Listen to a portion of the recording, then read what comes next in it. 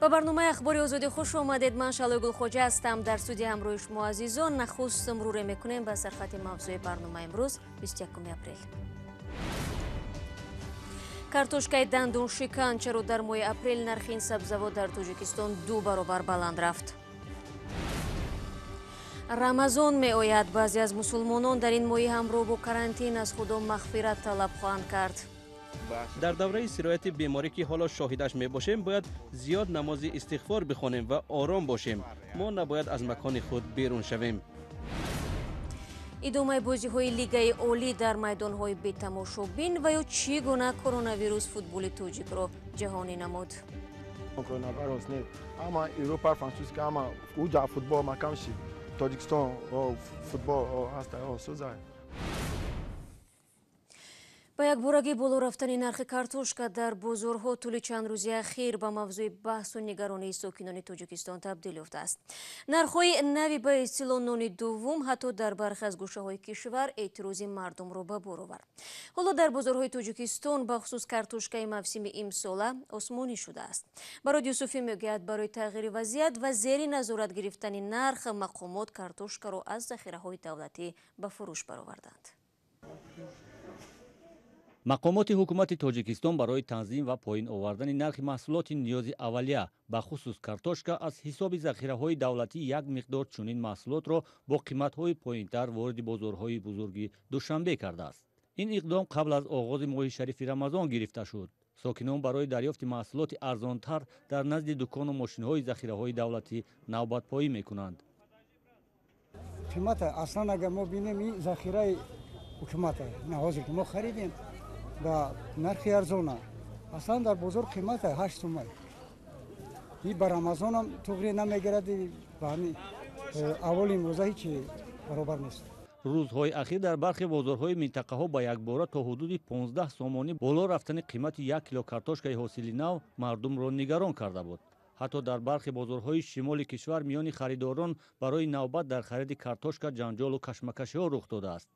дар бозорҳои пойтахт низ болоравӣ ба якбораи қимати картошка ба назар мерасид, аммо таи 2 рӯзи ахир то ҳадде пеши роҳи болоравӣ нархи картошка гирифта шуд. сабаби қимат данш камай маҳсулот камай амисо наога ки наодором месан 100 кило 200 кило медорад мақсад бисёр намедорад. ҳоло дар бозорҳои Душанбе қимати 1 кило картошкаи ҳосили соли гузашта ба 7.5-8 сомонӣ ва картошкаи ҳосили нав ба 10 сомонӣ баробар аст. тақрибан чанд ҳафта пеш 1 кило картошка дар бозорҳои Душанбе ҳудуди 4 сомонӣ буд. тоҷирон мегӯянд дар ҳамин рӯзҳои соли гузашта 1 кило картошка ҳудуди 3 сомонӣ қимат дошт. соли гузашта то 3 кило дара аму картошкое ки ай Покистон ворид мешид ай бо ҳамин маҳсчо 100% дастрас мешид, 100% медоромад. ҳамин имсол айсоби нами карантин айсоби ғай нами гранисон маҳкам ай тарафи Покистон айваю ай уҷо наомадестай фақат ай российскиози ам ворид шидестай бо ай хидмонам ҳастай шукрона худо на панҷакен. як сабаби дигари гароншавии нархи картошкаро кишоварзон марбут ба ҳавои сарду бориши барф дар моҳи апрел медонанд ки бардоштани ҳосили навро тақрибан то 15-20 рӯз ба таъхир андохтааст. болоравии бесобиқаи қимати картошка дар Тоҷикистон дар ҳолест ки як рӯзро рӯзи иди картошка эълон карданд ва дар он рӯз молу маҳсулот бо қиматҳои поин ба мардум пешниҳод мешавад. ҳамчунин тасмим гирифта шудааст ки масоҳати кишти ин зироати ба истилоҳ нони дуввум тавсея дода шавад. дар Тоҷикистон моҳи Рамазон 24 апрел оғоз мешавад. дар баъзе кишварҳои дигар ин моҳ як рӯз пештар шурӯъ мегардад. бисёре аз мусулмонон мегӯянд барои аввалин бор дар тӯли зиндагиашон бо Рамазони дар шароити карантин рӯбарӯ шуданд. мақомоти тоҷик бо ҳадафи пешгирӣ аз сирояти коронавирус намозҳои 5 вақтаву ҷумъа ва таровеҳро дар масҷидҳо манъ карданд. аксари кишварҳои олам ҳамин гуна маҳдудиятҳоро қабул намуданд. вале ба гуфтаи Абдулло Ашуров дар баъзе аз давлатҳои дигар анҷоми бархе рукнҳоро иҷозат доданд.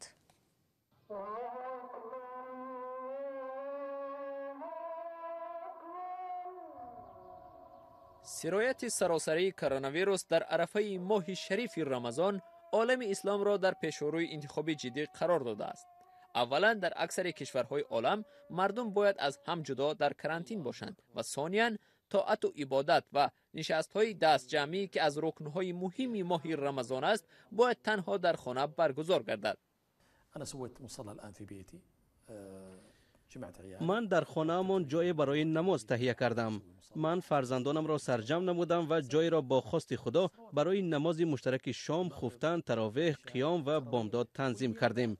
طوری گفتم هدف جلوگیری از سرایت سراسری بیماری ها می باشد.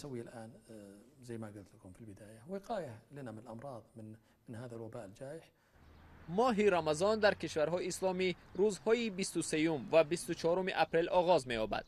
این ماه است که مردم جمع شده طاعت و عبادت و خیر می کنند. اما امسال تخمینا 1 میلیارد و 800 میلیون مسلمان عالم ماه شریف را در شرایط وضع فوق‌العاده، مسجدهای بسته و رژیم گوشه‌نشینی سپری خواهند کرد.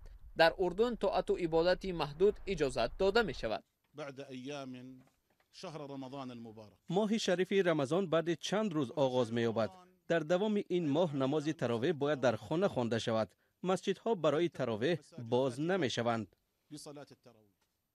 در تاجیکستان هم مسجدها بسته و پیشوایان اسلامی به مسلمانان مشورت دادند که طاعت و عبادت را در خانه ادا نمایند. بازارهای شهری قاهره مصر که شبانه روزی کار می‌کردند حالا در شرایط قیود شبگردی مربوط با سرایت کرونا ویروس فقط روزانه باز هستند. در اندونزیا فروش غذا محدود شده است. تاجران میگویند ما باید آرامی را از دست ندهیم و از خدا مغفرت طلبیم. در دوره سرایت بیماری که حالا شاهدش می باشیم باید زیاد نماز استغفار بخوانیم و آرام باشیم. ما نباید از مکان خود بیرون شویم. اکثر شارحان پیش بینی میکنند که چنین وضع شدید تا آخر ماه رمضان تغییر نخواهد یافت. ساکنان دو دهه جبور رسولов هممرز با قرقیزستان برای احتیاط از کرونا ویروس پوزگاه مردمی براه ماندند. در روز به این طرف در این منطقه عبور و مرور مسافران و ماشین ها نظارت شده. ساکنان از وسایل بهداری کار میگیرند.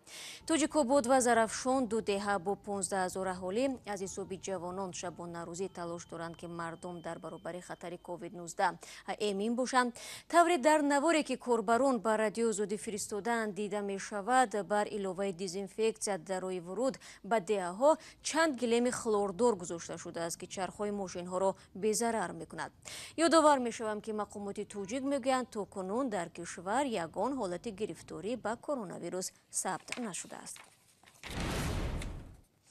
بینندگان عزیز، تا این دقیقه برنامه ما درباره نرخ گران کارتوشکا در بازارهای تاجیکستان و نزدیک آمدن ماه رمضان در شرایط کارانتین گزارش داشتیم. بعد یک آگاهی مطالب دیگری مربوط به تاجیکستان را تقدیمتان خواهیم کرد. با ما بمانید.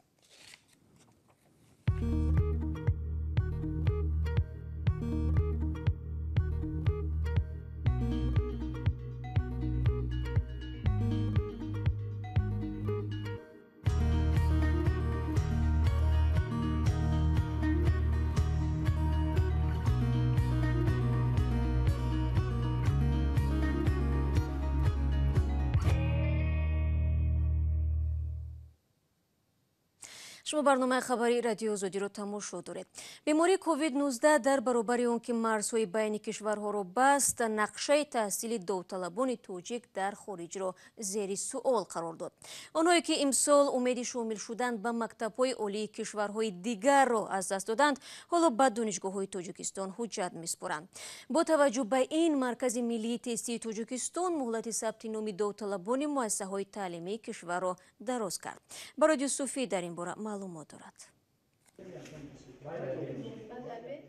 پاندمیای کرونا ویروس این بار نقشه داوطلبان تاجیکی را که می‌خواستند در خارج از کشور تحصیل کنند به هم زده است. اکنون مجبورند که مکاتب عالی و میانه مخصوص تاجیکستان را انتخاب و در امتحانات مرکز ملی تستی شرکت کنند. با نظر داشت این مشکل داوطلبان، مرکز ملی تستی ثبت نام و یا مهلت به قیدگیری داوطلبان به امتحانات مکتب‌های میانه مخصوص و عالی تاجیکستان را از 16 تا 30 اپریل تمدید کرد.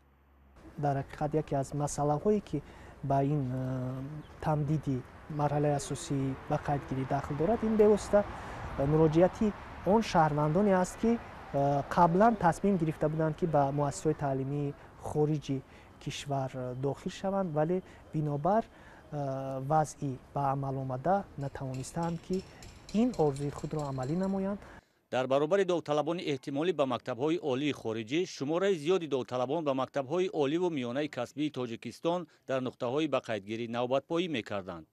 аксари ин гурӯҳи довталабон дар 45 рӯзи аввал натавонистанд ихтисосҳои эҳтимолии ояндаи худро интихоб карда ва сабти ном шаванд.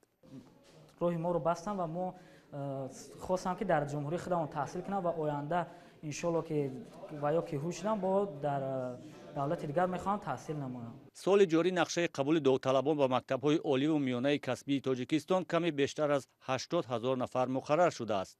то рӯзи 14 апрел 87 000 нафар дар маркази миллии тестӣ ба сифати довталаб сабти ном шуданд. ҳоло ихтисосҳои серхаридор гурӯҳи ихтисосҳои тиб, биология, варзиш, филология, педагогика ва санъат ба шумор меравад ки ба ин гурӯҳи ихтисосҳо аз ҳудуди 13 то 40% бештар аз нақша ҳуҷҷат спориданд.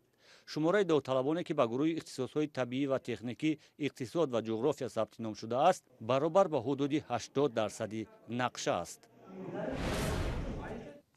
дар тоҷикистон мусобиқаи қаҳрамонии футболи миёни дастаҳои занона оғоз ёфт. мисли соли гузашта дар мавсими нав 10 даста барои унвони қаҳрамонӣ мубориза мебаранд. аммо бо як фарқият ки ин бозиҳо бидуни тамошобин баргузор мешаванд. зимнан тоҷикистон яке аз кишварҳои камшумори ҷаҳон аст ки дар он мусобиқаи футбол идома дорад. чунин вазъият таваҷҷӯҳи ҳаводорони футболро ки аз тамошои ин рақобат маҳрум мондаанд ба тоҷикистон ҷалб намудааст. чанд кишвари хориҷӣ бозиҳои тоҷикистонро тамошо мекунанд. нарзуллои латиф ва амриддин олимов гузориш медиҳанд.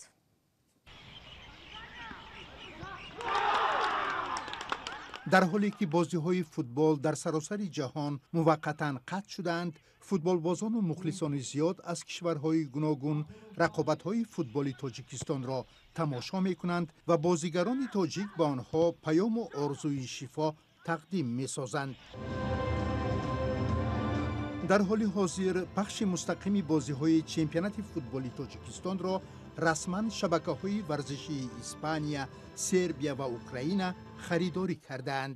аз ин истифода бурда дар шурӯъи ҳар бозӣ футболбозони тоҷик ба кишварҳое ки аз сирояти коронавирус ранҷ мекашанд паём мефиристанд. футболи шумо моро рӯҳбаланд мекунад. қавӣ бош Испания. ин навиштаҷот дар атрофи майдон гузошта шудааст. اون روزنامه و مجله های اسپانی سربی از این اقدام خیلی استقبال کردند. در برابر اقدام فدراسیون فوتبال و رهبریت دسته‌ها بازیگران هم خود را در کنار نمیگیرند. ما بسیار با درد آنها یکجا هستیم، با دعاگوی آنها هستیم. لگنرهای فوتبال تاجیک که شماره‌شان در لیگ عالی 42 نفر است میگویند منع نشدن قهرمانی فوتبال این کشور آنها را خوشحال کرده است. Also Tajikistan coronavirus ne ama Avrupa Fransuska ama uca futbol makamshi Tajikistan o futbol o hasta o sozai o ama odam Tajikistan vishiliga o tamasho o Tajik futbol kubas o به دلیل آنکه در حدود تاجیکستان سرایت کرونا ویروس به قید گرفته نشده است، بازی‌های لیگ عالی کشور از روی نقشه برگزار می‌شوند. اما با تصمیم فدراسیون فوتبال تاجیکستان بازی‌ها به حضور تماشاگران دایر می‌گردند. пайвандони Сунатулло К якҷони тоҷики амро бо 4 нафари дигар дар Олмон бо гумони таҳризии амали террористӣ боздошт шудааст. мегӯянд ӯ ҳаргиз зери шубҳаи мақомоти Тоҷикистон ё пайгарди ҷиноӣ қарор надошт. Радиои Озодӣ шахсияти Сунатулло К яке аз боздоштшудаҳоро пурра маълум кард. падари 60-солаи Сунатулло рӯзи 20 апрел дар суҳбат ба Радиои Озодӣ гуфт ки воқеан рӯзи панҷшанбе мақомоти амниятӣ ӯро дар бораи писараш пурсиданд ва гуфтанд ки дар Олмон боздошт шудааст, вале далели боздошташро шарҳ надоданд. хабари комилро метавонед дар сомонаҳои Радиои Озодӣ дар ин бора пайдо кунед ва барномаи имрӯзи ахбори Озодиро инҷо ман ба поён мерасонам. шумо то 24 соати оянда имкон доред хабарҳои навро дар вебсайти мо пайдо намоед. ҳамчунин навору гузоришҳои рӯз дар Озодӣ видео канали Радиои Озодӣ дар ютуб гузошта мешавад. саҳифаҳои мо дар шабакаҳои иҷтимоӣ дар хизмати шумо ҳастанд. ман шуморо фардо мунтазирам. то фардо худо нигаҳдор.